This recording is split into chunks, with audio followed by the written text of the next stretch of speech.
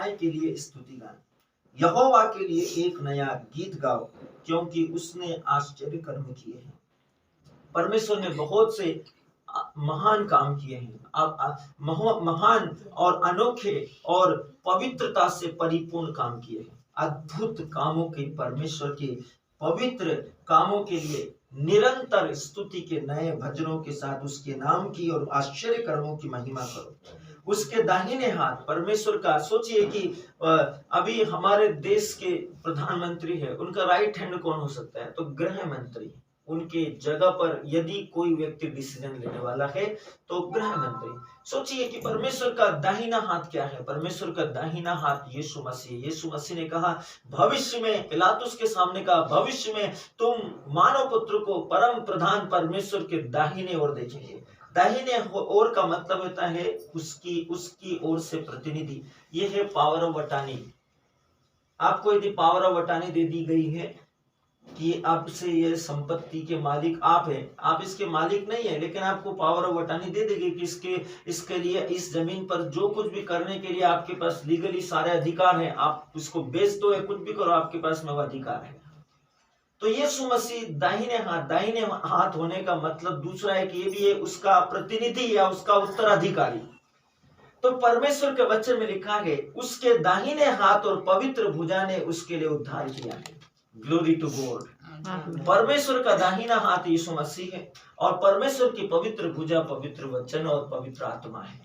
पवित्र वचन ने और पवित्र आत्मा ने आपके लिए यीशु मसीह में उद्धार के काम को प्रकट किए हैं।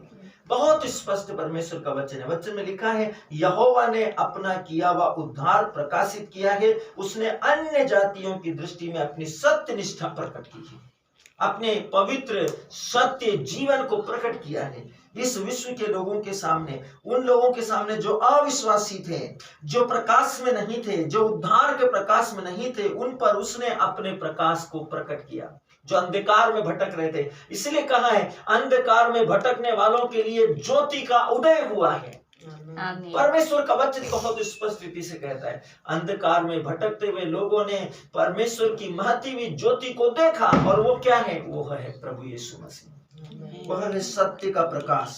परमेश्वर का वचन कहता है उसने अन्य जातियों में जो अंधकार में भटके हुए थे, जो परमेश्वर को नहीं जानते थे, उसकी दृष्टि में सत्य को अर्थात परमेश्वर को प्रकट किया।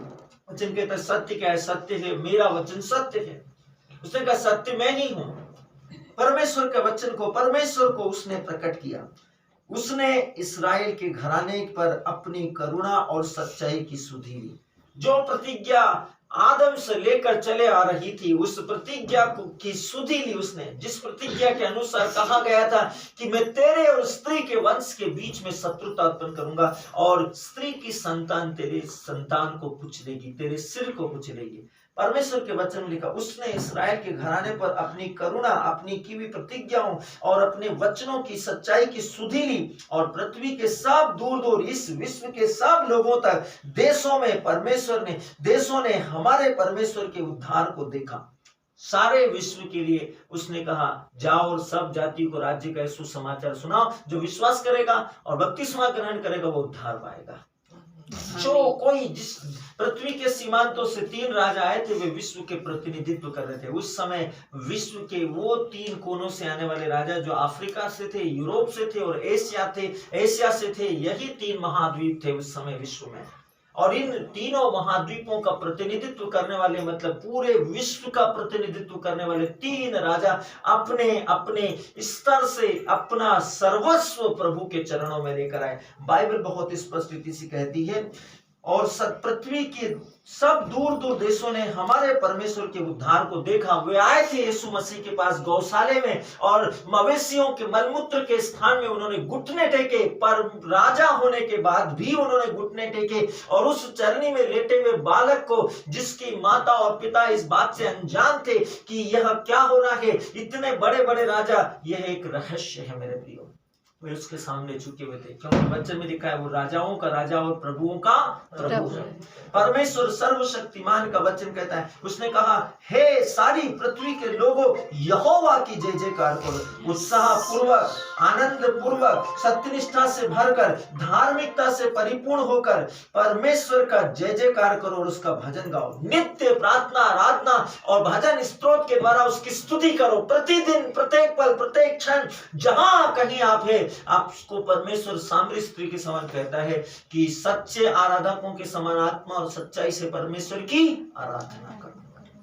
आराधना के भजन, स्तोत्र, आध्यात्मिक गीतों के साथ। और बोलता है कि आपके पास आराधना के गीतों में क्या होना चाहिए? आप वीणा बजाकर यहोवा का भजन गाओ, वीणा बजाकर भजन का स्वर सुनाओ, उसकी राग सुनाओ, तुरहाइयों और नरसिंगों को फूंक फूंक कर यहोवा राजा का जय जयकार करो। समुद्र में और समुद्र और उसमें की सब वस्तुएं गरज उठे, जगत और उसके निवासी महाशब्द करे। संसार के लोग ललकारों और जय जयकारों के साथ, करतब ध्वनि के साथ में परमेश्वर के पवित्र और धर्मी शक्तिशाली नाम को महिमा दे। वचन कहता है नदियां तालियां बजाए, पहाड़ मिलकर जय जयकार करे, यह यहोवा के सामने हो, सर्वशक्तिमान के भवन में हो, क्योंकि वह पृथ्वी का न्याय करने को आने वाला है। वह पृथ्वी का न्याय करने को आने वाला है। वचन कहता है वह सत्य से जगत का और सच्चाई से देश देश के लोगों का न्याय करेगा। वह सत्य निष्ठा से लोगों का और जगत का और सच्चाई से देश देश के लोगों का न्याय करेगा। Glory to God. जब वो न्याय करेगा तब वो आपके सत्य कर्मों का इसके अनुसार न्याय करेगा।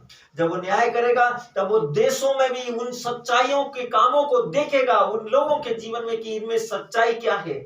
उस सच्चाई के अनुसार वो लोगों का और सत्य निष्ठा के अनुसार परमेश्वर के पवित्र लोगों का, अर्थात उन लोगों का जो कलीसिया है, जो अपने आप को धर्मी और विश्वासी मानते हैं, उनका भी न्याय वो सत्य निष्ठा से कि क्या वो सत्यनिष्ठ वचन पर रहे, क्या वो परमेश्वर जो सत्य है उसने जो कहे उसके वचन सुनने और मानने वाले सत्यनिष्ठ है, क्या वो अपने आप में सत्यनिष्ठ और ईमानदार और खड़े रहे, उनका भी न्याय वो करेगा।